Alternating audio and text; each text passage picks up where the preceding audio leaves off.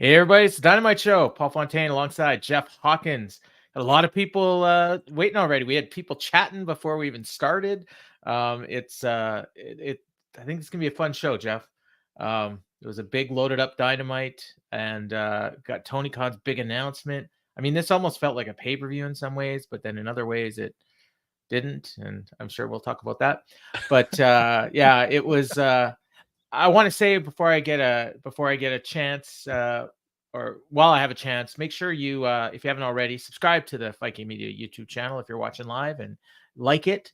That helps us out, gives us more exposure. And of course, hello to everyone listening on audio on Thursday morning. And make sure you tell your friends about the Viking Media free audio feed. So, Jeff, yes, all that out of the way. I think we should start with the big announcement. Okay, good. Yeah. So Tony Khan's big announcement. If you're listening to the Dynamite Show last week, I told you exactly what it was going to be.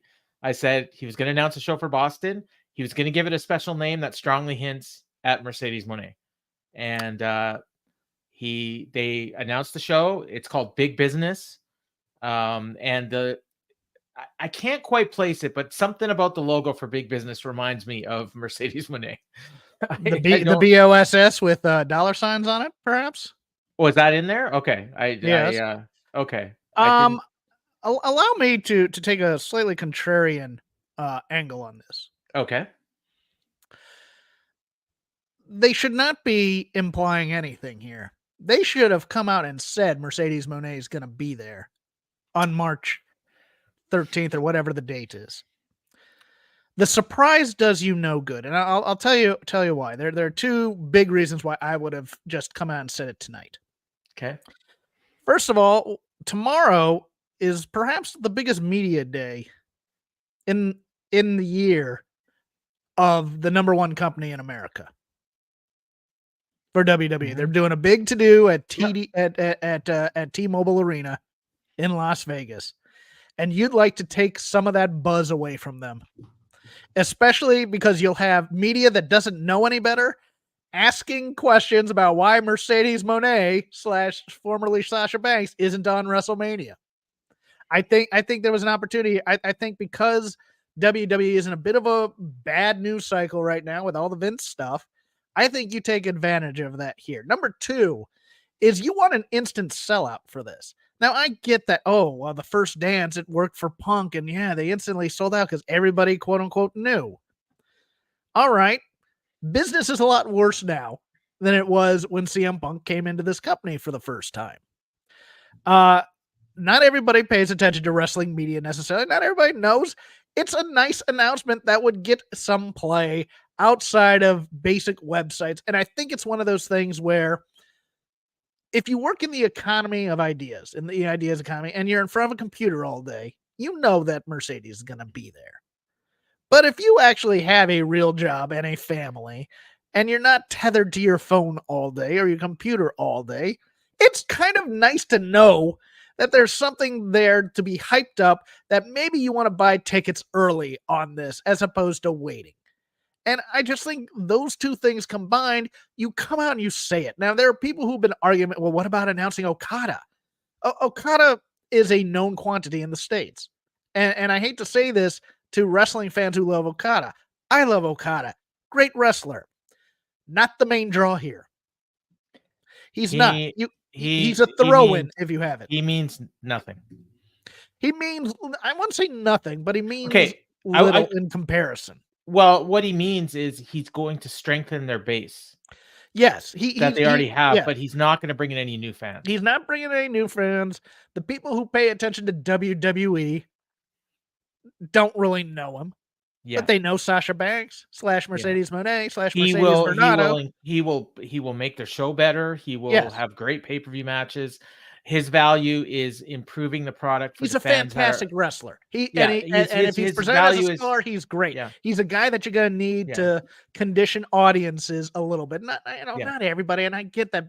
Well, people who know him, are already fans. I get that. But I mean, for American television audiences that are coming into this cold, you need to make him a big deal because all they're going to say is, "Oh, is that Takeshita?" You know, I mean, some of them, not all of them, not all of them. And to be fair, he's what, 34, Yes. 35, and he's not going to He's be.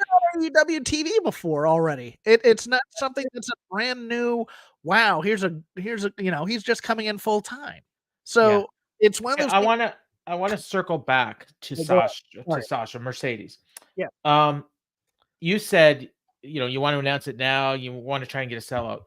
I'm going to say right now, this show isn't going to sell out. I don't think. I mean, I'll be shocked if it does. And if people are expecting, it to sell out, I think they're setting themselves up for disappointment. I think her value to the company, and I do think she's very valuable to the company, is to improve that women's division and to put greater focus on that women's division. And we're already seeing it. And that's likely because she's, she's probably been signed for a while, I would think. But I'm going to disagree here a little bit. Okay. Because it's not just her value to the company on this one. It is the star debut. It's a happening. It's a thing. It's an event.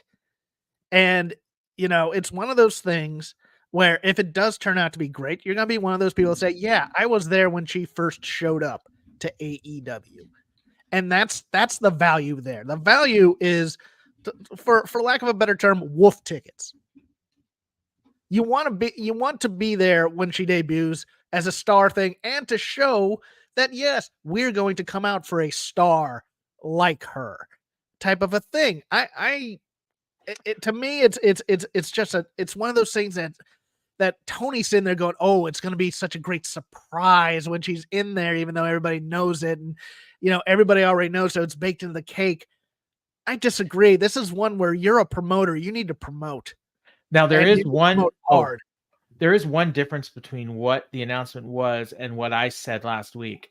I said that he was going to announce, I think I said it, that they were going to have their newest signee debut on that show. And he didn't say that. What he said was it's going to be a very special night. It's going to be a night that the wrestling world will be talking about forever and they'll never forget.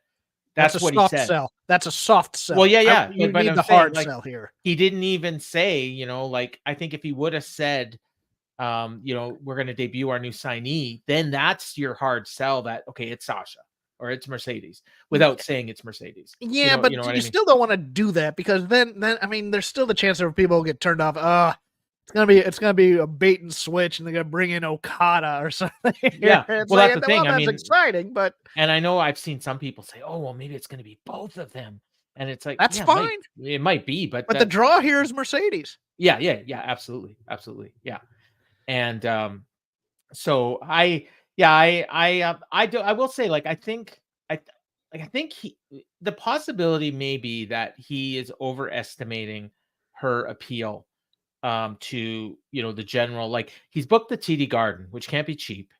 Right. I don't know what they're going to set it up for. My guess would be probably to start maybe around 8,000, and then but hold on. I'm just going to go back to your basic hypothesis here.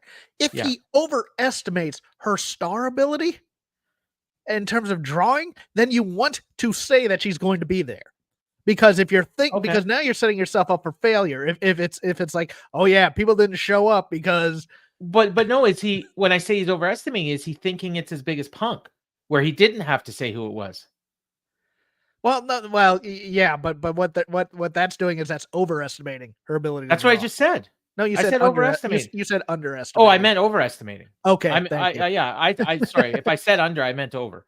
I said overestimating, and that he doesn't need to say who it is. The fans are going to figure it out. And that's the problem. That's being in the bubble. That's being too online. Yeah. That's being everybody already knows what's going on around here, and everybody's reading Fightful Select and listening to Dave and all those other things, and they're not. They are not. Her fans are very loud, very passionate, very loyal. Yeah, but I don't know how many of them there are. You know what I mean? They're I Legion really online, but they're not Legion offline. And you're gonna, I mean, that's the people that you're trying to reach the attention to. And I know that there are gonna be people who yell, "Oh, Jeff, all wrestling fans are online these days. That's the AEW base." Blah blah blah blah blah. Trust me, you're gonna want to hear when The Rock came back. The mainstream pub that got Yeah. turned into eyeballs for this last Raw. That even though he wasn't going to be there, Well, and so look, not only that, like look at the and interest in yeah, the they WrestleMania. they sold 2,500 tickets over the weekend, which never happens. Right. And that was just off the buzz of a SmackDown and the We Want Cody movement and all that. So, I think there's a hope that that's going to happen here. But you know what? They're also doing this in the middle of WrestleMania season. And, like you said, we got that big press conference coming up on Thursday. And WWE is going to be taking a lot of the wrestling attention over the next 2 months. Yeah, they're doing guerrilla marketing when they need an actual ad campaign here. Yeah. But I mean, they've got 5 weeks. So, I'm optimistic. I'm glad that we're finally going to see her. And we'll see what happens with Okada. And again, like I would be happy as an AEW fan to see Okada in AEW. I'd be happy as a WWE fan to see him there too, Yeah. And I watch him in New Japan. So, either way, I just want to see him wrestle. So, all right, I'm good. So yeah, I'm happy that that he made that announcement. I think it did live up to the hype. I know some people don't think it did, but I definitely, I think this is pretty much what you should have expected. And if you didn't, then you're nuts. Matt wants us to get into this episode, and we will, trust me. But I did want to talk just a bit about. Now, you know what? Let's get into the show, and the stuff I want to talk about, I can actually get into when we, get into certain parts of the show. Okay, I'll have one more negative thing on this opening match, and then I'll be done. All right. Pretty much for negativity. Okay. For the most part. So we started out. Excalibur called it the biggest Dynamite of the year, which is. I mean, it was on paper, and probably definitely I think was in execution as well. Probably one of the better ones they've ever done, honestly. We're kicking off with Swerve and Hangman. They called it part 3 because they've had 2 other matches on pay-per-view. They showed them entering right from the back, like WWE's been doing lately, like UFC does on big matches, and I like that. And it was a little bit different. It made this feel a little bit more special. And in the crowd, right away you could tell they were not going to be behind Hangman, and they were totally going to be behind Swerve. Hangman has shaved his beard part a bit, and it's mainly just a mustache now. You've got a little bit of stubble, and it looks. I wouldn't say it necessarily looks like Hangman. It kind of looks like Dax. His mustache. I still think he looks a lot like Silas Young. Yeah, Silas Young's a good one, and Ron Swanson. I'll go back to as well. I'll say this though, they need to dump the Woo sponsorship. I don't care how much money they're paying them. In a week where Vince McMahon went down, you don't want to remind them, hey, we got a creep working for us too. And I'm sorry, I love Ric Flair, the wrestler. Ric Flair, the man's a totally different character. Get rid of it, make a clean break, and differentiate yourself from your competition a little bit there. That's probably why he wasn't there tonight, I would think, because of all that. Because otherwise, you'd think he would be for Sting winning the tag titles. But that's true. And not only that, he would have probably loved getting opened up. But the cost benefit analysis of just dumping the sponsorship in Totem would do this company a world of good in PR. That catchphrase, to be the man, you need the can. That is the god. That's crap. That's crap. I used to be a copywriter. That's crap. Oh my god. Puns are terrible. Okay, I almost blew a gasket in during this opening though. Excalibur pointed out that Hangman's ranked number 2. Yes. And the reason he's ranked number 2 is because of the 2 losses he had to Swerve. What? So you just opened up a can of worms that now you're considering last year's records in the rankings, which means all these arguments about why Takeshita isn't in the rankings or Jericho or, like all these other undefeated people that haven't wrestled in 2024. I mean, it hasn't even been a full week and these ratings are shot. No. And, I mean, it's just comedy at this point. But that's fine. But and again, they didn't really talk much about the rankings. I don't think. If they did, I probably just glossed over it. A crowd was super hot right from the beginning. And honestly, like they might have burned themselves out because they were cold for a lot of the show. And then they really came back for the main event as well. But they were just fired up for this. And Swerve and Hangman went out there. I didn't realize there was a time limit. I'm sure Justin Roberts must have mentioned it at some point, in the intros, and I maybe think I they skipped through it. purposely they set it up top and then they never said anything again. Yeah, because when they got to the 5-minute call, that was the first time it was even brought up. Yeah, And I'll be honest, like, it felt like they went a lot longer than 5 minutes after that 5-minute call. it did. But yeah, but I wasn't timing it and I didn't care because I was just totally into the action. Um, I just thought these guys had a great match. It was like a pay-per-view quality match. I made a point about how the graphic said Tony Khan was going to have a big announcement, and Excalibur called it a major announcement. And I probably should have just left that one alone. But the announcers were again, same as you pointed out last week, and they kind of lost it as the show went on. But in this opener, they were totally calling it straight. Yep. For a as- while, they got hung up on a couple things. Taz couldn't keep it together. Yeah, for the most but part, they tried. yeah. They tried. There was points where the crowd was starting to boo Hangman, and Taz pointed out that Hangman doesn't give a rat's ass about being booed. Swerve kept ducking out of the buckshot. At one point, he hit one of his own. I think he hit 3 different Swerve stomps and couldn't get the pin out of any of them. They went through, I believe, 2 breaks, at least one. No, I think they did like a super long spot going in the first one, and then when they came back from the break, they said Hangman. I didn't see this, maybe you did, but Hangman could have had a count out, but he brought out a table and wanted to inflict more punishment on Swerve, so he could have had a win and didn't take it. Is kind of the story they were telling. But yeah, they got to the 5-minute time count, and then they'd been going nonstop right from the beginning, but they didn't slow down and they just kept going. And Hangman took down Swerve with a lariat. Then he hit the buckshot, but Swerve got a foot on the ropes. That was a pretty good near fall. Hangman started arguing with the ref because I think he thought that Nana might have put Swerve's foot on the ropes, but he didn't. Swerve wrestled complete 100% babyface in this match. Like, yes, yeah. And I was Nana, waiting for you to get to that, and yeah, but I love the Phantom interference and Hangman getting mad. Yeah. About that because it's such a heel move out of him because Swerve's playing babyface here. Right. And this is how they churned them because the crowd loves Nana, right? And so Hangman goes out of the ring and he starts yelling at Nana, just blasts him with a chair. Yes. And the crowd booed that. He hit a dead eye on the apron on Swerve, and Swerve rolled out of the ring. And now Hangman's willing to take a count out, but Swerve gets back in. Swerve hits a Van Daminator outside the ring. I thought that was really cool because last week he wrestled Rob Van Dam, and then this week he uses Rob Van Dam's move on Hangman. So I thought that was cool. Fans are chanting, "We want tables." Swerve had set up a table earlier, and then Hangman was looking at the table. He went for a dragon screw, and Swerve had been selling his knee because I think he missed one of the Swerve stomps and landed on his knee. So he goes for the dragon screw, but Swerve hit an enziguri. Then he hit Hangman with a deadeye through the table on the outside. Crowd's chanting, "Holy shit." Rolled him back in the ring. He went for the Swerve stomp, but Hangman ducked out. Swerve landed on his ankle again. Hangman set up the buckshot. I heard some light cowboy shit chants.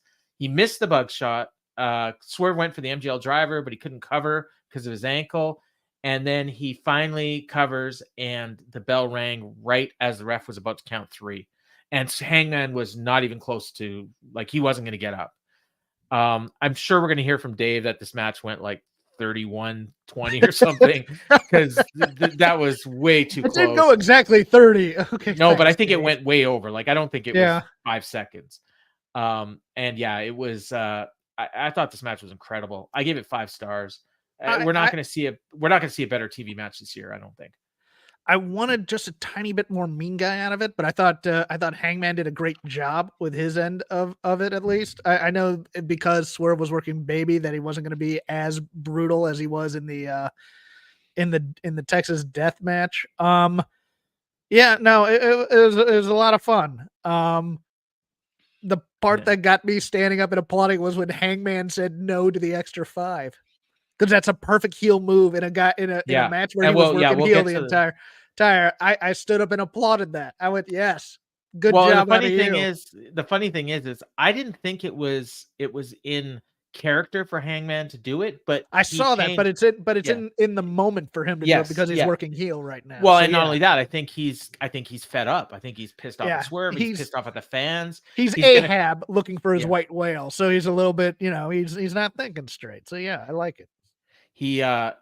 I think he's gonna cut a promo on the fans at some point and bring up, this guy like broke into my house. You probably forgot he broke into Nick Wayne's house. Until he attacked Nana, I was thinking this was the moment where Hangman was gonna go with Nana and possibly turn and pull the full, but they love the active Nana and Swerve, so that's impossible. But there was, I mean, as much as I wanted the DQ last week for the Jericho Kyle Fletcher match, I'll take the rare time limit draw here. I will. I mean, because it's for a much bigger program.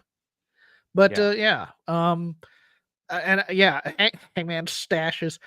I mean, it's totally growing the facial hair for the heel turn, which I love. Yeah. I mean, please. I mean, if he ends up with the Bucks, I'll take that too. I was expecting him at the end, I'll be honest with you. Yeah. So Swerve grabbed a mic after the match. He said, I didn't go through all this to have it end like this. I'm not letting you get away with this. You know how this goes. 5 more minutes. And the fans all go nuts. And then Hangman says, you had to beat me to become the #1 contender. You didn't do it. That makes no sense. I'm sorry. He still should be the #1 contender because he didn't lose. But anyways, he says, you will not be the world champion. And for you, it's over. And he rolled out of the ring. So he's a delusional babyface who's actually a heel. It's wonderful. Yeah. I love this. Oh, yeah. Total 1997 Bret Hart. I mean, no, not 97. This is 95, right? Or 96 when they did the WrestleMania match with Shawn and he didn't want to take the 5 minutes or he didn't want to go into overtime. And the funny thing is I pointed out on Twitter, because I was watching on a delay and everyone else already knew what happened. And I said, why even bother having a time limit if you're just going to do 5 more minutes? And then someone said, spoken like a true Canadian. and I didn't even point that out, but yeah, I guess, and I hate Bret Hart, but I guess we think alike. And when it comes to this, so he starts leaving to go to the back. And then Tony Schiavone says, hold on a minute. Hangman, you stop. And I thought, oh no. Okay. Tony Khan's going to restart the match.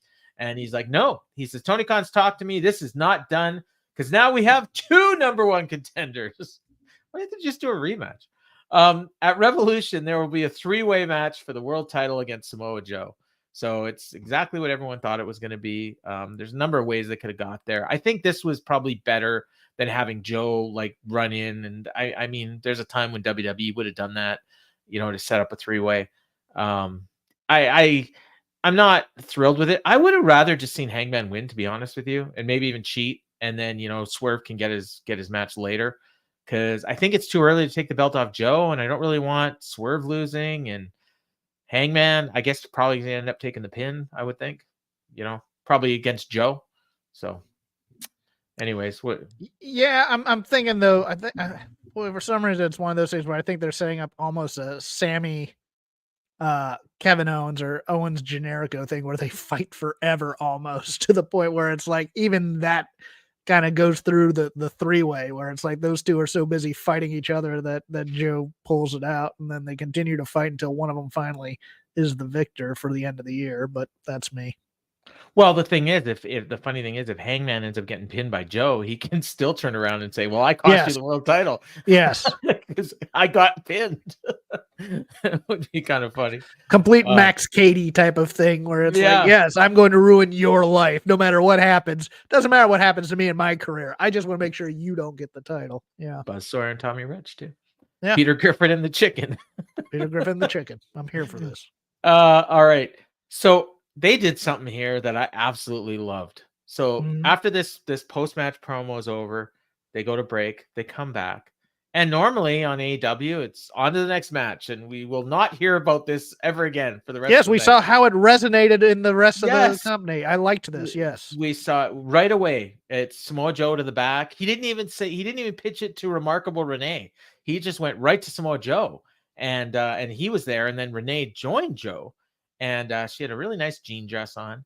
And she asked him what his reaction is. And he said, merriment. I'm excited. And he's like, you could tell he's not excited. He says, "We celebrate mediocrity in this company. None of these men deserve to be in the ring with me, but the powers that be have stacked the deck." I don't really love that. I do. Okay. I'm going to go after you because he should be saying I should get a bye at Oh Revolution yeah, because no, the two number one contenders can't. I beat just each don't like other. him talking about the powers that be. That just Yeah. reminds me of WCW. Yeah, a little office politics stuff. I don't. Yeah. I get why you don't like it, but at the same time, Yeah. he should be railing against the heavens that he has to fight both men Oh. because it should be a one-on-one thing. This is my championship. Blah blah blah. He should make them. He should be the one that says have a Yes, rematch. Yeah, yes. you know, I'll take they- Revolution off. And they should have rematches for the next 4 weeks. And Yes. continue And I'll pick up the times. pieces when they're done. But he says, "I'm Samoa Joe and I'm the AEW World Champion. Come Revolution, I'll walk out AEW World Champion. It's only a shame that the both of you will have to suffer because of it." And yeah, the more I think about it, the more I think he's probably losing that belt. But I hope not, because I love him as champion. Even though I was not a fan when I first heard that he was going to get the belt. I will be honest and admit that, but he's done a great job. Anything else about this promo? I love Joe. I love him as a champ. I just adore him. Yeah. But yes, he should be. He should be storming into Tony Khan's office, screaming at him with this character and with his, with what Tony did to him. I mean, that's the kind of thing I kind of want to see. Give me the entire story. Give me the world. Do a little bit of world building here. Yeah. But we're gonna see the three-way now, so that's official. So yeah, we got we got a card. Like I think there's like 4 matches announced already for that. So how soon into the match do they say, "Oh, and in a 3-way, it's a no DQ match"? Well, I'm sure. Yeah, I mean, this is why a lot of people don't like a 3-way. But that's why I don't like a 3-way. I think you should be able to DQ one of the guys in it. Well, I got to be honest, because the other company is doing a 3-way, and I'm in favor of that. So I'm pretty sure we're gonna find out tomorrow. Anyways, Toni Storm and Red Velvet. These poor women. They had to follow that match and that promo exchange, and they had no chance. And they wrestled a good match, but I mean, they did 2 minutes. The crowd was dead. Then they went to break. They come back, and and Velvet is she's getting a lot of stuff in. We're fans of Red Velvet on this show. Let's put it that way. Yes. Yeah, and Toni was wrestling more seriously. And Deonna Purrazzo was on commentary, and Toni was definitely focused on her, and and she ended up winning with a heel hook, and or an ankle lock, I guess. I don't know. Hey, heel hook, ankle lock, it's the same thing, right? And which I don't think I've ever seen her use, but she was staring right at Deonna as she did it. She got Velvet to tap out, but Velvet hit just about everything she's ever done, and she wasn't getting any reaction, which sucks. But again, I think the crowd was just burnt out, so it's not really their fault. And they put them in this position knowing full well what it was going to be. And it was a decent match. It was a proving ground match, or a title eliminator match. Eliminator, which made me think they might let Velvet win it, and I think they should have, to be honest with you. Well, but I mean, the story, but that's not even the thing I'm most upset about. So they did a title eliminator match on Rampage with John Silver and Alex Reynolds, who are the number 2 contenders. Yes. Like, why do they need to be in a title eliminator match when they're number 2 contenders? What's the point of rankings? I agree. Okay. But what were you going to say? Sorry, I cut you off. The problem with this match had nothing to do with either Velvet or Toni Storm. It's Deonna Purrazzo. And I love Deonna Purrazzo as a wrestler. She's a fantastic wrestler. Her entire presentation on this show, since she's joined AEW, has been way off. And it is up to the producers and other people scripting this show to present her in the way that would be the best light. And I'll tell you right from the get-go why it was bad. Her Virtuosa character is a heel. She is coming down the ramp, and I know she's telling the cameraman to back off a little bit or whatever, but she's also pointing to the crowd and doing the little brush off thing. That's a heel mannerism right now. She is the baby face in this feud. And she is not good on live commentary because she doesn't have a commanding voice. to be able to go on there. And she wasn't saying that much. She was wearing. I didn't even notice her, honestly. She didn't say too much other than okay. Yeah. Which after she held on the thing, she's wearing Jericho style heels on her boots. That makes her taller than Toni.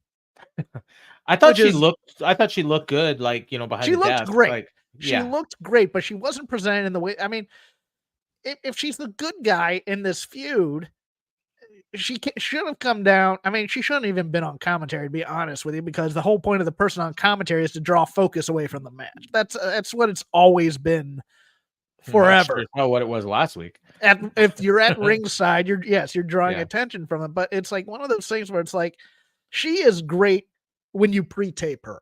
So pre-tape her. Give her a couple of takes. Let her be in her comfort zone. Let her cut a babyface promo on Toni, and then do the Toni match, and then we offset, and then she can come down and make the save on Red when she holds the move for too long. But right now, it's very small. But the whole back off. That's a heel move. Yeah, she's a babyface. I didn't think about it when I was watching it, probably because I like her so much. But yeah, you're totally right about that. And because the crowd is already babyface Toni with the wacky stuff. Yeah, the funny thing is, like, she did none of that in this match. Like, she wrestled like unless I missed something, like I saw total seriousness. Yes, didn't do anything. She was having a hard time with her outfit. Oh, except for the Marcus of Queensberry punches thing. Oh yeah. But then Red Velvet started doing it too. Well, the thing that they didn't get on commentary is that Red Velvet's father was a Golden Gloves boxer. Oh, was a boxer, and that's why she has the background in boxing, and that's why the punches are like that. They didn't put that over. I think that was mostly during the break too, because I didn't even notice it till they came back from break. So, and she. But yeah, it was, I thought it was a decent match, one of the better, women's. And I agree with Matthew. Red Velvet should be far more over than she is, but it's also because they turned her back and forth 13 different times, and nobody knows whether to cheer or boo her now. Yeah. It's like Queen Aminata. Because she fought both Deanna and Toni Storm. So the audience doesn't know what she is anymore. Should we be behind her, or is she just going to come out here and be sacrificed to the star, which is how they view it, and they're already ahead of the match. Which is why she needed to win. Do they still have a TNT title? I haven't seen the champion in a while. It's Julia Hart. That's who. Yeah, I haven't seen her. Remember, she's at ringside. She's at ringside for those awesome collision matches. But I don't know what's going on with her. But anyways, So that was that. So then we got a baffling segment. Renee was backstage with Orange Cassidy, Trent, and Rocky Romero. And here's where she announces that he's wrestling Ishii on Collision. I know this was announced on social media over the week. And I will tell you, when I first heard that match, I'm like, wait, I saw tons of people like, oh my God, I can't believe Toni booked this. Is so awesome. And I'm like, wait a minute. What? Ishii is in Chaos. In Chaos, yes. And so I thought Orange Cassidy was as well, because the best friends are part of Chaos. They are. Yeah. That's the whole point of this promo, because the comedy was, yes. So Trent's like, why are you wrestling? And Orange is like, I don't know. It's like, and I don't think Orange realizes he's in Chaos. I think, I'm not sure, but he says, and then Renee brings up that they're wrestling on Friday as well, and then he's got to wrestle again the next night, and Orange is like, it's going to be fine.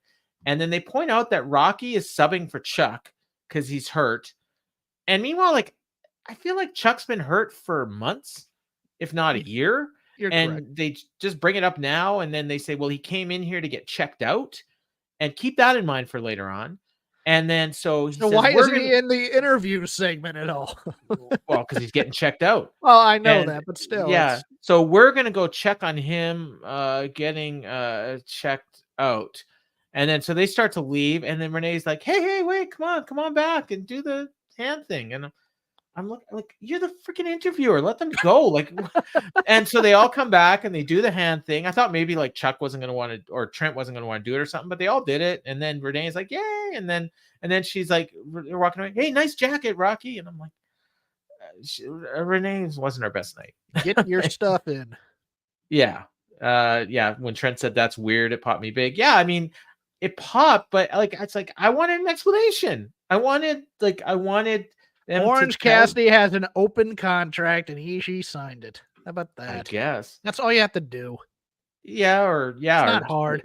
But I guess. they wanted the yuck here. It's Yeah, like, oh, I think they're building like to Trent, like probably breaking up from this group. It sure feels like that. be the most interesting thing he's done in 2 years. So I yeah. would be happy with that because I think he's got a lot of potential as a singles guy. All right. I feel like we're gonna be disagreeing on this next one, although I'm not sure. Blackpool Combat Club against Team CMLL. Okay. I don't know what to think about this match. I will say the action in the ring was awesome. I mean, this match was a hell of a lot of fun. I have no idea what the rules were. I assume it was lucha rules, but I really don't know. They seem to be coming in and out without tagging a lot. Yeah, I don't think there was ever a legal man, although I did see people going to, waiting in the corner for tags at points. It was Danielson and Claudio and Moxley against Hechicero, not Mystico, Dorada and Valador Jr. Volador Jr. Mystico was at ringside with two more luchadors who one of them was named Star Jr. I did not catch the other guy's name and they didn't put a graphic up. Asphyxia or something like that. I've never heard the name. I follow CMLL as closer than most people, and I've never heard this guy's name. So I don't know. But anyways, the man in the gold mask is not gonna work here anymore. Yes. No. Yeah. So yeah. Space. Yeah. So they did some spots. Danielson was working with Hechicero. That's coming off their match on Saturday. And this is where I mentioned earlier I was going to talk about the Collision and Rampage. And I watched both shows. I gotta say, did you watch Collision? Nope. Okay. The Danielson Hechicero match, a lot of people really, really liked it a lot. And I thought it was good. I actually thought the Serena Deeb match, I can't remember who she wrestled. Might have been Queen Almanada. It was Queen Almanada. Yeah. I thought that one was better. I saw clips of that and I liked it because I love. Yeah, I thought Kingston and Brian Keith in the opener was also better. I don't know. They seemed like they were on different pages at times, and here they seemed like they were a lot more into it. This match for me seemed like a real big showcase for Hechicero. He was getting. I loved Hechicero in this match. I would look if it keeps the CMLL relationship going. He's better than the Lucha Brothers. He's better than Bandito. He's better than Commander for me. His style is he looks like he's trying to win a match and he can do the tough stuff too. So I mean the brawling stuff. So I love this guy. Now the problem I had with this match, in addition to the fact that I wasn't sure if there was tags legal or anything like that, was I think they changed back and forth between babyface and heel 10 times over the course of this match. And the whole thing that set this up was very clearly establishing that the CMLL guys were heels and the BCC were baby faces, because Moxley got jumped 4-on-1 last week, and the CMLL guys were invaders. Yes, Taz is putting them over as invaders on commentary, and they saying he hates them. Yes, they had the 3-on-1 beatdown last week, and then but not to jump too far ahead because you'll go over the match in a moment. But and then Claudio cheats to win. Well, yeah, that was the thing. And then, but at different points in the match, Hechicero was at points he was working as a babyface. At other points he was working as a heel. Yes. Dorada was total babyface, 100% the whole match. Volador went back and forth, mostly babyface. Moxley was back and forth. Claudio was pretty much a heel the whole time. Yes. And Danielson, I mean, he was just there to wrestle Hechicero. Yes. And a little bit of Volador. I think he wants a singles match with Volador as well. So these guys were having 8 different matches, and it was nonstop chaos. I'm sure some people would say this was 5 stars. Some people would say this was a dud. Probably not too many. I mean, the work was pretty good. There was tons of cool stuff. I wrote down a million things. I'm not going to bother recapping them all. There was some really cool stuff that Hechicero was doing though. He would tie people up in knots and do rolling cradles, and Volador, his moves off the ropes, where he I really, really like Valdor a lot. Like I've been a fan of his, for years, and he had a great series of matches last year with Rocky Romero. That if you haven't seen them, you should go check them out. They're probably on YouTube. And then Dorada is fairly new, but he's a nice high flyer and a good baby face. So this was really cool. But at the end of the day, like the Blackpool Combat Club cheated to win, and I have no idea what the hell's going on now. Well, not just that. I mean, look, I like the chaos aspect of it because I think matches with a lot of people should be chaos in some ways. Yeah. But it makes no sense for the Red Shirt Brigade of 2.0, Well, Seidel and Chris Daniels to save the Blackpool Combat Club, again, who are heels in AEW. And they were heels in this match. Because it was 6-on-4. They're fighting for the honor of AEW after Claudio kicks a guy in the balls and pins him. That's just 6-on-3. Sorry, 6-on-3. But like I said, this match was a lot of fun to watch. It was a lot of. For some reason I like the Dorada Claudio stuff where he just comes in and he's just kind of staring at the chest type thing. But he's no selling the chest chops, and then at one point after hitting him a bunch of times, Dorado's like his hand. Oh yeah, Claudio's just still standing there. Hechicero stole this match for me. Everything he did I loved, and I'm just like, just give me this guy. Fire all your other luchadors. Just give me this guy because I love him. He's great. He stood out, and that's the thing. Like a lot of these guys don't stand out, and Hechicero definitely stood out, and so that's a good thing. And I think I just love the little interplay of Danielson just being frustrated. Wrestling him. That was such great stuff. There was some points there where like he was supposed to kick out, and I wasn't sure he was gonna. Like that's how much Hechicero had him tied up. Hechicero was as a shooter would have been something on that one. Well, there was one point where Hechicero did like submission moves on like all three guys back to back. Yeah. And the ref was checking for submissions. This is where I was totally confused because I'm like, who's legal? I guess everyone? Like, I don't know. But yeah, it was, but again, it was. I think the language barrier really made it lucha rules, so it's fine. Yeah. That's why they had that ref in there as well. I had a general comment about this show that I made at the end of the show, but I'll point it out here. I thought that this show was a return to like the first various styles type of shows. The first couple of years of Dynamite where it was just chaos. Like you had no idea what was going to happen match to match. And remember last week, my biggest complaint was every match was the exact same. Yes. That was not the case. That was not the case this week at all. No. And it was a lot of fun. You had people from all over the world wrestling each other. You had pay-per-view quality matches on free TV. It was great. I watched NXT last night. Well, I actually watched it today, but last night's NXT. That opener was the best TV match I saw all year. And that lasted 24 hours. Blade and Inoue versus Nathan Frazier and Axiom. Okay, yeah. Yeah, that match was a good match. Yeah. Yeah, and then the opener today topped it. So one day NXT had the best match of the year on TV. I want to see an AEW versus CMLL pay-per-view. Good luck with that, Matt. I think CMLL may be the forbidden door this year. It might be, but because I feel we might see New Japan and WWE working together. But, anyway, so the CMLL guys jumped. We talked about that. So they have a disturbance in the back. This was completely, totally, 100% unnecessary, I thought, because it was the Kingdom attacking Chuck, who was supposed to be there to get checked out by medical people. And then they basically made it sound like, well, you're going to need to get checked out by medical people. And Cole says, get well soon, Chuck. So they did a segment to write a guy off who was already written off. I have no idea why they devoted 2 segments to Chuck T. To make sure that you knew that Adam Cole was still a big bad on this show. You could have done 1 week without Adam Cole. I agree. But I'm just saying why they did it. Yeah, they flew him there for a reason, I guess. They flew Adam Cole to Phoenix, his injured leg. This might have been a pre-tape last week. Oh, yeah, maybe. Yeah, Chucky was there last week. Yeah, you're right. Yeah, it could have been last week. I hope it was, to be honest with you. So next we got the TK announcement. We talked about this at the beginning of the show. The only thing I can add is that we didn't mention earlier. I think he was better this time than he usually is.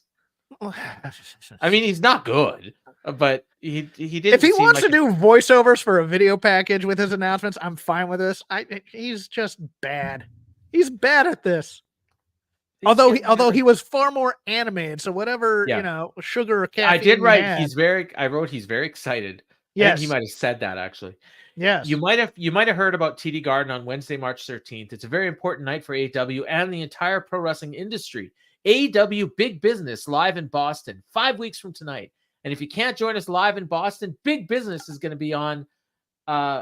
Is going to be one of the most important nights in the history of AEW. You can join us right here on TNT. It'll be a night the entire pro wrestling industry will never forget. He wants to make sure that you know that he did this, and that's fine. I get it. It's just he's not a dynamic personality to me. I thought this was their debut at Boston Garden, but they actually did Blood and Guts there last year too. Yes. So it'll be interesting to see if they sell more tickets for this than they did for that. I'm reading the AEW release. There's nothing really here. You know what I just realized? Boston. Town. I never put that together before. I'm gonna hurt you. I swear. Well, no, it's Boss Town.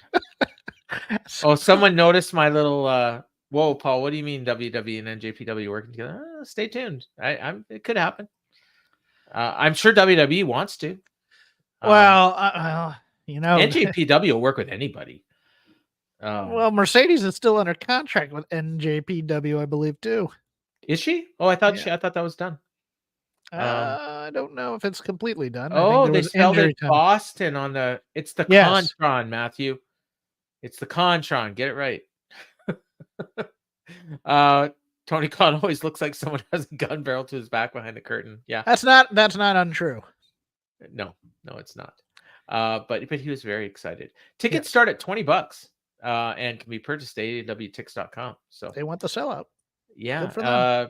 Pre-sale Friday, February 9th. Opens to general public on Saturday, February 10th. That's a weird on sale date. Saturday? I guess they do them sometimes. It's usually like Wednesday and then Friday. But that used to be the de facto day that you put tickets on sale when Saturday. When you still had to go to Ticketmaster locations and spend the night in front of a department store or something. You would line up. I did that for In Your House 4. Huh. Yeah, okay. Me and my friend Doug, and we got there at 5 a.m. and tickets went on sale at 10, and it was probably 9:15 before the second people got there. Those places were always sketchy where I grew up, so there was none of that happening with my mom. I think there was tickets for a Garth Brooks concert as well, so those people were getting there. And so as people would pull up, my friend and I would be, okay, they're wrestling fans, they're Garth Brooks fans. Like we could tell. And and there was probably, there was like probably 15 times more people there for wrestling than there was for Garth Brooks. Or the other way around, 15 times more people there for Garth Brooks than there were for wrestling. We got 10 seats in the front row for $200. Nice. Yeah, this is 1994. And we had a hard time getting rid of them. All right. Jericho and Takeshita. These guys were on, I don't know what was going on there. They tried. They did a lot. And Jericho won to wrestle main event style for the second week in a row. Yep. And it felt like they had as long of a match planned out as Hangman and Swerve did, but they had to do it in like 1/3 of the time. So they were just bouncing back and forth, move to move. Jericho, I think, was blown up, but he kept going. And there was like, I gotta say, I counted at least 5 different times that I thought it would have been the perfect finish for Takeshita, and it wasn't. Right. And then when it finally was the finish, I thought it was a letdown. Last week then, yes. Yeah, and I don't know why Jericho has to get so much in these matches. He's 53 now. He's going to be 54 this year. Takeshita's your rising star. He's got 2 wins over Kenny Omega, and I honestly thought like this could have been like a 4-minute match, but I know they already did that with Hobbs. So there was a spot early in the match where Hobbs was like doing distractions, and Sammy Guevara shows up, hits Hobbs with a chair. Hobbs no-sold it, but then Guevara comes back and hits him with a cutter off of the ring steps, and then hit him with a chair again. And yeah, it was good. The Sammy Hobbs stuff was great. I loved it. Yeah. It's gonna set up a match where Sammy's probably gonna get killed, but Jericho's washed as a week-to-week performer. I think he's better off as a special attraction, but he wants to be on there weekly. Absolutely, he is. And yeah, so there was the spot where Takeshita hit him with a lariat on the outside, or no, what was it that he? Oh yeah, he hit a brain buster on the outside. Yeah, and Callis is screaming that he broke his neck. Then he rolled him in, and he went to the top, and he did a senton splash that would have made Wardlow cringe. Like, it was so good, and I thought that could have been the finish right there. Yeah, and he got out of it, and then a minute later, Jericho's up and we're running around like nothing happened. And that was running is a stretch, but yes, walking around like nothing happened. And so they did a bunch of stuff. Jericho got the walls in. Takeshita cradled him. He did a wheelbarrow suplex like from the ground. That was just awesome. And then Jericho came up from that, no problem.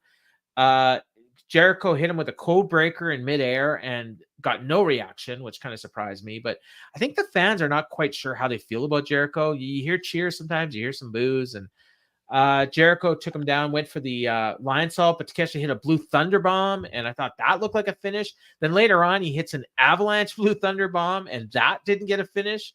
That should have been the finish right there. And then Takeshita hit the knee. Jericho got to his feet. Takeshita went for the knee again. Jericho reversed it into the walls. That's when Callis tossed a chair in the ring. The ref saw it, went to get it. Callis hit Jericho with a screwdriver, and then Takeshita put the walls on him. Ref was checking his hand, 1, 2, and then Jericho gets his hand up at 3, and then Takeshita pulls him into the middle of the ring, puts on the lion tamer, and Jericho taps right away. And that was it. And I thought this match went longer than it needed to, but Jericho got way too much. I'm sorry. Yes, I know that this is going to sound weird, but he kicks out of big moves.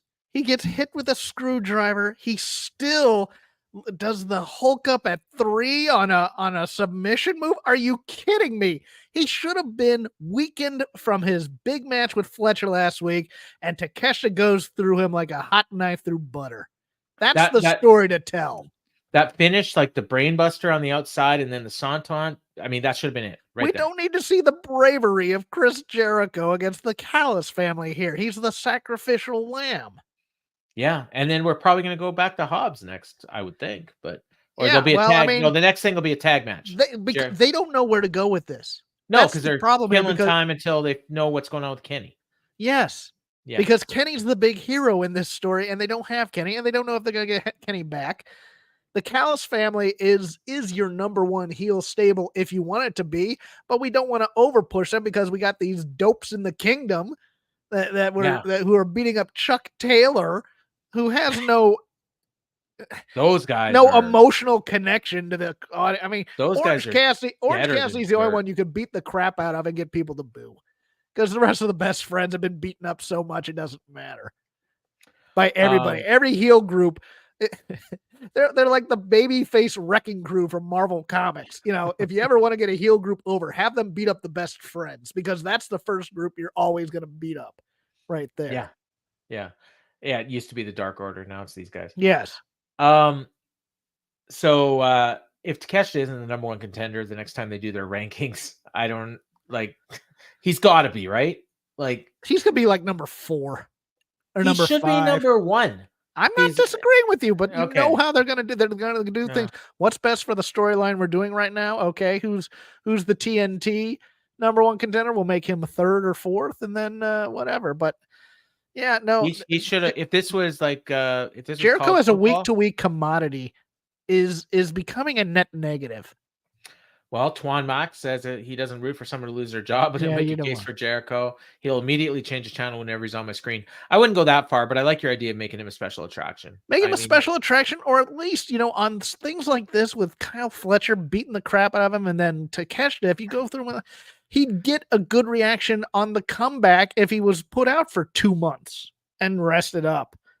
Yeah. And healed. Or have him be, go to do his commentary, although I don't like him on commentary either, but he can do the commentary thing and then come out of retirement. No, but see, they rush that. They'll put him on commentary on Friday for a match on Wednesday when he just needs to go away. Yeah. Go away for a bit.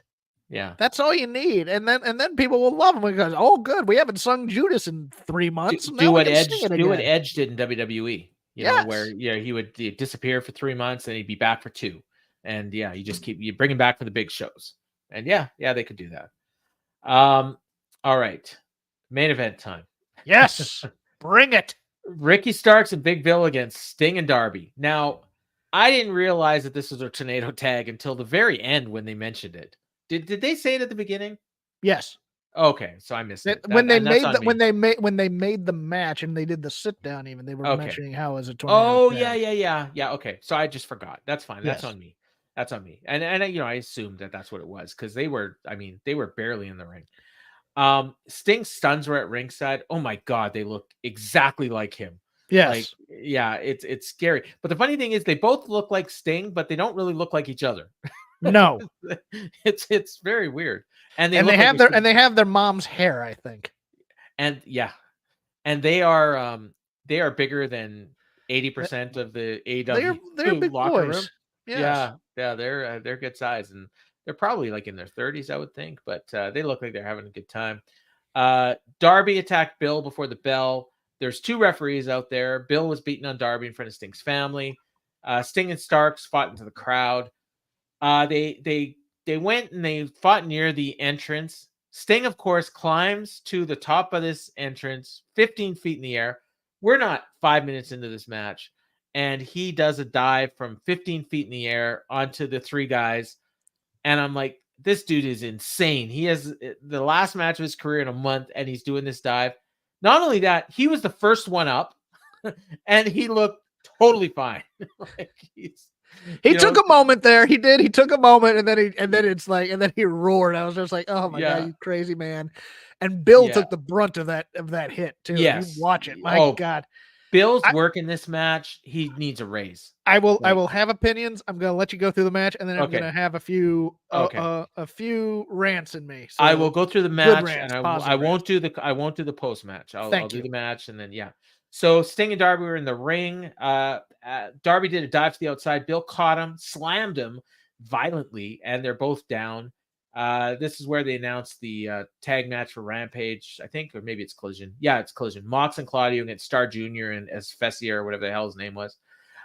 Bill gets back in the ring, and he starts slamming Darby's head violently into the canvas. I was just like, yeah, look like he killed the guy. And then he did a Beal suplex, and Tony Schiavone says he ragdolled him, and sure did.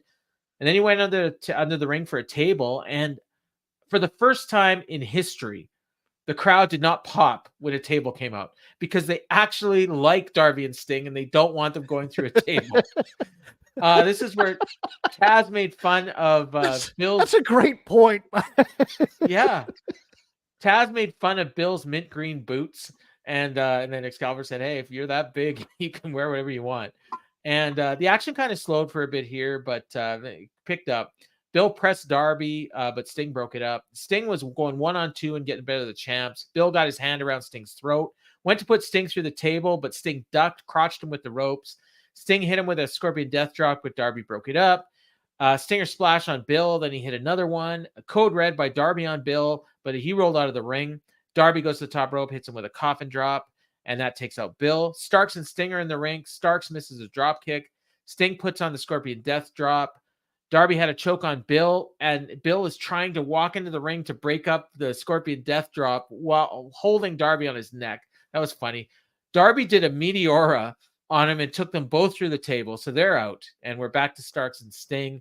Starks made the ropes in the Stinger and the death, and the what is it?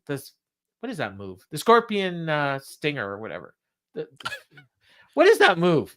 The Scorpion sharpshooter.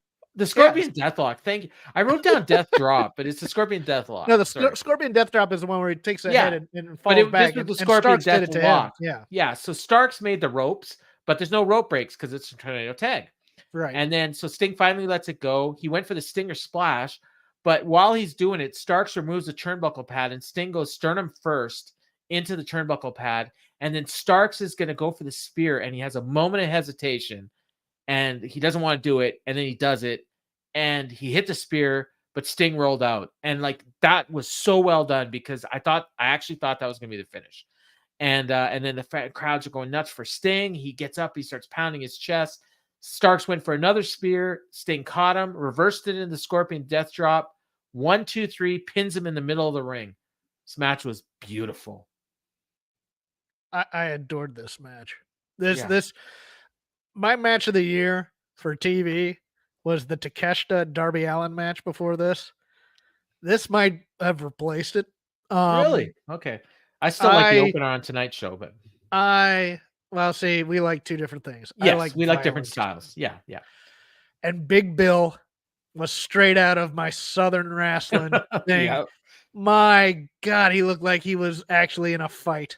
And that bouncing his head on the mat thing, God. that was my favorite spot all night on this show. Big Bill was so. I give him all the belts now because I love the not Code Red, but I'm gonna call it by Baron Corbin's name, but whatever. When Darby did the dive on the outside and Bill caught him and slammed him on the outside. Oh yeah. I popped huge for that. Deep six. Yeah, the deep six. Everything Bill did tonight was violence.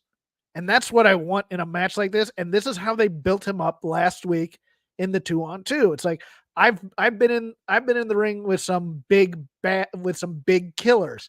I don't know if you're a killer. So Bill came out there tonight and was a killer. And he was awesome as a killer. And I'll even take the weird Sting comedy spot with the rope, with the crotching on the ropes thing. Yeah. Because that's Sting. And it worked. And it was great. Yes. Yeah. It worked. It was in the context of the match. But give me Bill and Darby all night long because those guys, because Bill killing him. And I need to say this. My favorite tag team in AEW is FTR. There's no, and it is almost malfeasance how poorly they treated Bill and Starks with the titles after going through that team in such dominant fashion.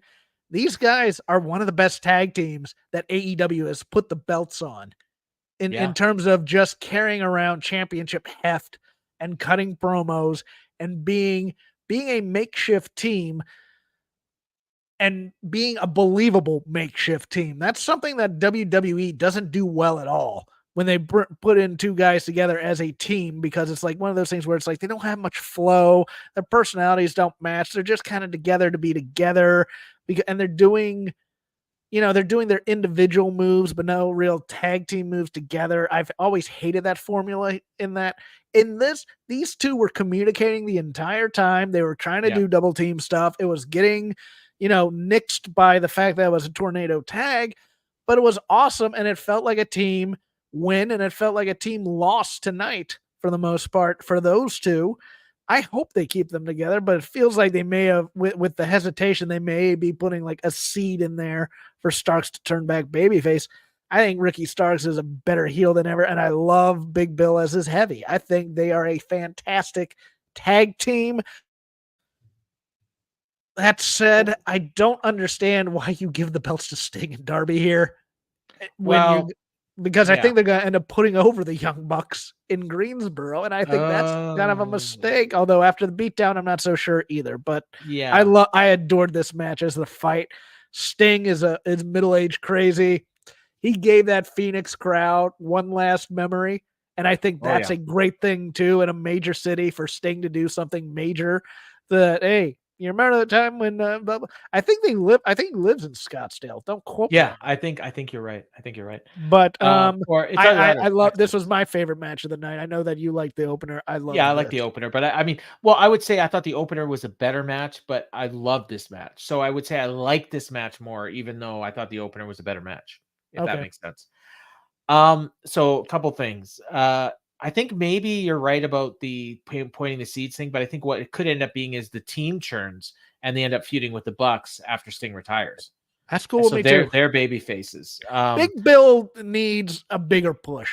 I mean, he has done the work. He's eaten his crap for those years. I got a hot he's take. improved. I got a hot take about Big Bill.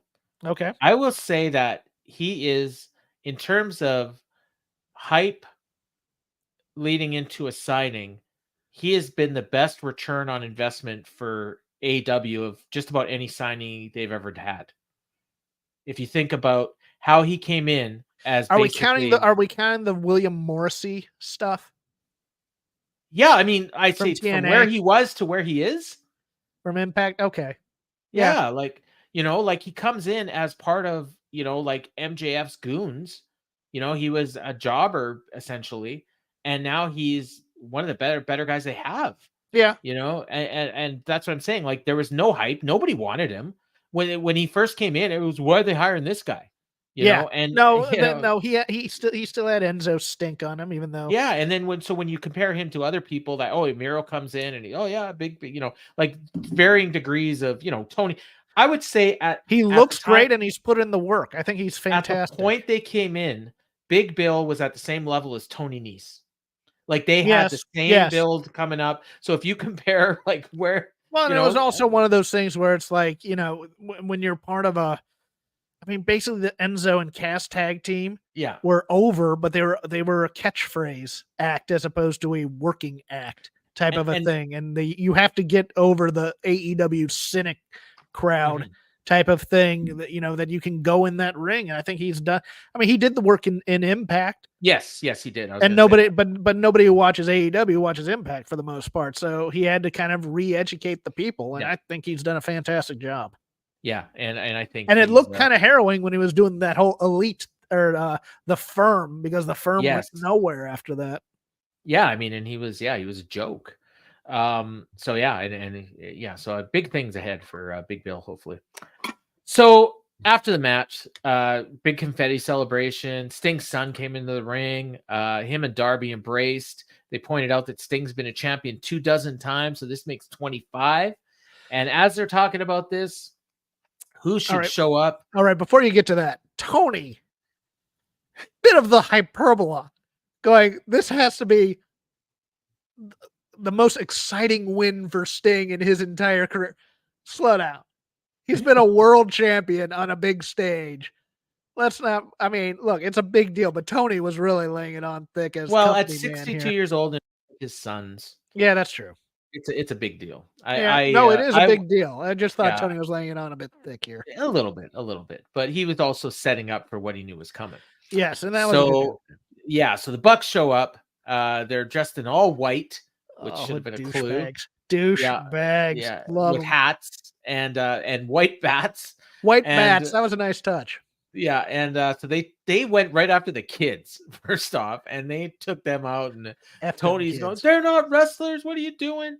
And Darby gets opened up real quickly. I don't know exactly how that happened, but sure enough, Matt's white suit is covered in blood. He looked like he had he looked like he'd been shot in the stomach. Those kids didn't want to blade. I think that's what it was. Because if those kids had bladed, that would have been something too. But I loved this. Taz calls them Matthew and Nicholas Jackson. Yes. That's what they want to be called. Nick got some blood on him too. They hit the BTE trigger on Darby. Tony Schiavone says they're the worst and he doesn't care if they're EVPs. And then Excalibur points out it's not the BTE trigger anymore. It's the EVP trigger. I kind of love this, but he had to rush it in there. He goes, I was called into their office and they told me it's no longer the BTE. It's the EVP. Time and place, Excalibur. But I think Excalibur should have even gone harder, and they were going to find me if I called it the BTE trigger. It's now the EVP trigger. We can't call that anymore, Tony. You got to be careful of the money. Go with the world type of stuff here. But yeah, that's a good point. Crowd's chanting asshole. So this total heat. The crowd. Yes. I mean, they were so happy when Sting won the titles, and they're like booing, but it's good heat. Like, they're not booing the company; they're booing the Bucks. Yes. Which I guess are representations of the company, but you know what I mean? Like, it's not, this was good heat. Just is needed what I'll some say. blood on one of those Yeah. white bats. That's all it needed. But it was great watching the Yeah. stained suits. Yeah, and kudos to Darby for gigging himself for that one. Oh yeah. Nick finished Sting off with a running punt to the head, and then Matt pounded on Darby's head to get some more blood on him. And Nick's hat stayed on the whole time. I got to point that out. And they grabbed the belts. They draped them over Sting and Darby's body. Excalibur says their reputation will never recover. It's destroyed. And I wrote down, I think I'll take that bet. Yeah. I think 6 months from now, fans are going to be cheering the Bucks again. But for now, they're cheering. My one complaint, people should have tried to save Sting and been prevented by the Bucks using the bats. Well, I mean, those freaking goofs from the 2.0 and Matt Sydal and Chris Daniels saved the Blackpool Combat Club. Well, we've already saved the honor of AEW once. What were Orange Cassidy and the Best Friends doing? There's baby faces there. Yeah, the problem is you don't have anybody to take them out. So you'd have to have the Bucks pause and say, if anybody comes in here, we're fining you or you're fired or whatever as EVPs. You could have done it effectively without it. I agree in principle, but they don't have any should have come out is the Dark Order, actually. For Sting and Darby? Against the Bucks. They got history. Okay. And then they could have got laid out too. Yeah. So, yeah. You just wanted the Dark Order laid out. I'm trying to but I'm thinking it makes sense storyline too. That's true. There's nobody really that's aligned with I guess maybe Orange Cassidy. If he had been no, he's not booked for the show. Yeah. But yes, as a legend, he should have friends and he should have people willing to save him. I get that. But they could have put a memo up. Anybody comes out and makes a save, you're fired. Pick up the mic halfway as they're running down the ramp. Go, you guys stop right there. You're fired. Type of a thing. Yeah. You can't really put over the douchiness. I mean, and then Malachi Black runs out to make the save. They went a 4 or 5 on the douchiness with the whites, but yes, they could have gone to a 10 with them being EVPs and abusing their power and saying we have a right as vice presidents to beat on our employees or something like that. Yeah. Oh no, that's not the week you want to do that. I said beat on their employees. I'm gonna do a no, and I'm gonna repeat a joke. When the Bucks say that we're gonna fire anybody that shows up, that's a cue for Malachi Black to come out and make the save. Oh, jeez. And Buddy. So yeah, but great ending to the show. Like the match was awesome. The post match was total old school.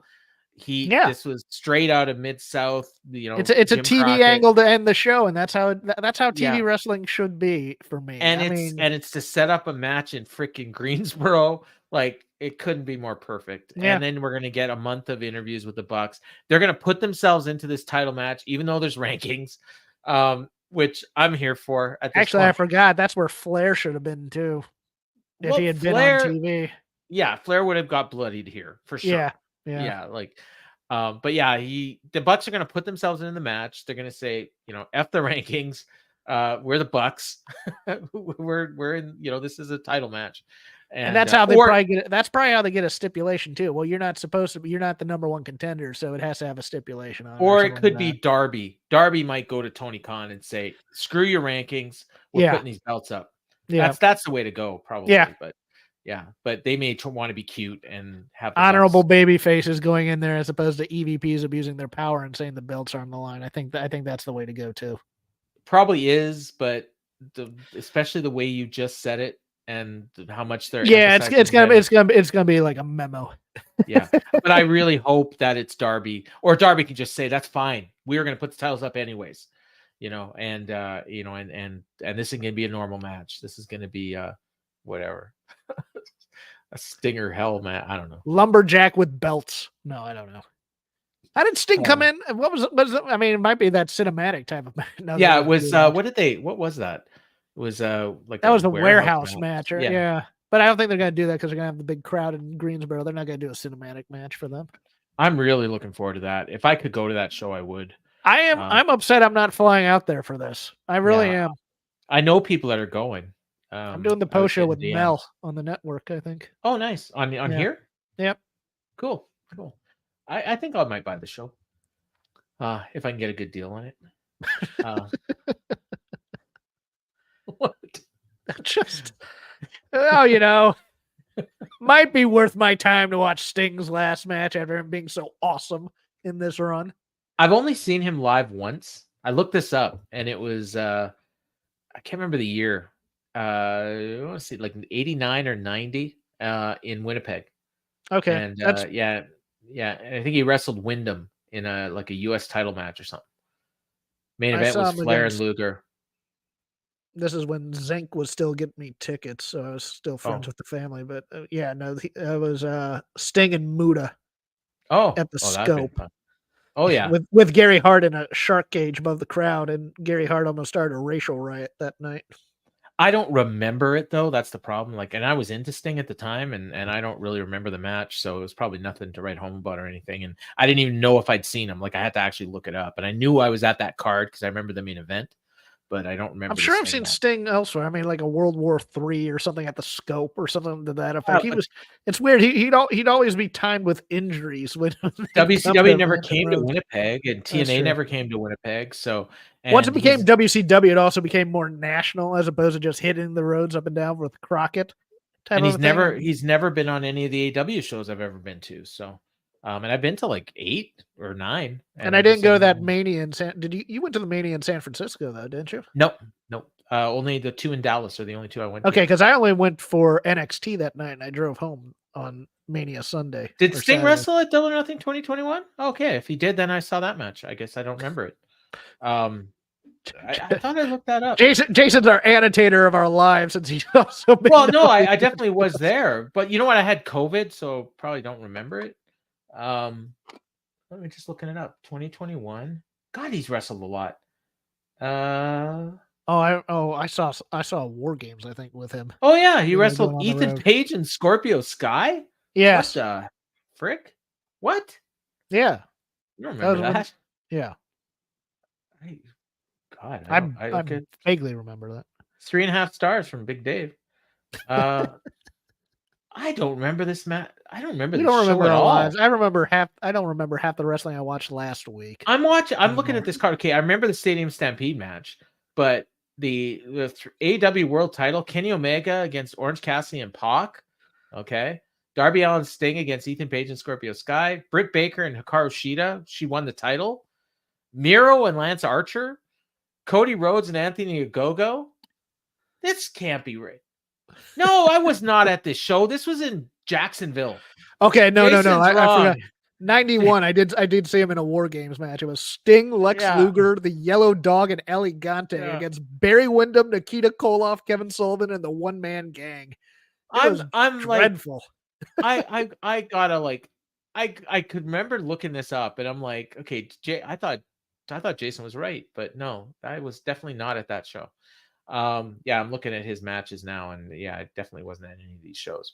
But yeah, that's it. It's a good show. It was a fun show. No, it was a fun show, and I don't think we were negative. I think we were positive for the most part. We were nitpicky, but I mean, I think our criticisms were fair on this one. I just wish kind of, it's weird because it feels like these types of shows only happen now like once every 8 weeks when they're really putting an effort into the big markets. Yeah. Well, yeah. And I mean, they built this one for a couple weeks. And I even pointed out when they first announced this match that, hey, this show should do well. When they build, good things happen. Yeah. And they made this a special. They need to do the same thing for that Boston show. Like if you're going to bring in Sasha, that's great. But let's do a big match. Let's build up some matches and give people a show that they're going to remember. Show's got a 9.38 rating on Cage Match right now. That'll make Tony happy. Yeah, well, it's almost as good as the NXT one the other day, which is not going to make Tony happy. No. Oh no, actually, you know what? That's not fair. No, NXT was only 8.71. I thought it was over 9. It might have gone down a bit since then. Oh yeah, some of these ratings are lower than they were a couple days ago. Anyways. That was it, Jeff. Not much else to say. So yeah, we can get into our plugs. At CrapGame13 on Twitter, I host a show on the Voices of Wrestling Network called Shake Them Ropes this week. Chris Novembrino and I will go over ice cold takes on NXT Vengeance Day, anything that happens at the press conference, and this It's a terrible idea not to do Cody and Roman at WrestleMania. I just it's and then whatever he thought of this AEW show as well. That'll drop probably Friday or Saturday on all your podcatchers. And I'm on here with Paul doing this show. That's what I do. Speaking of that press conference, Garrett and we did a broken news segment on Saturday, and we're going to do another one tomorrow night after the press conference. So we'll be doing it live on YouTube around, I want to say 11 Eastern, but Jeff, it might be midnight. If I'm available, I'll come on. But it's your gig too, if you want. I mean, I'll mention it to Garrett. We'll see. But okay, it'll be either way. It'll show up in your audio feed on Friday morning for sure. But if you want to join us live on YouTube, that'd be great as well. And we'll just talk about whatever happens on that show and any news that comes out of it. And I expect there will be a lot of news coming out of it. And then, of course, I'll be back next week with Jeff and as well with Ryan Frederick on In the Clinch MMA podcast on the Viking Media free feed, which probably was right before this show on your audio feed. So thank you all again for supporting the network. So for Jeff Hawkins, I'm Paul Fontaine, and this has been The Dynamite Show.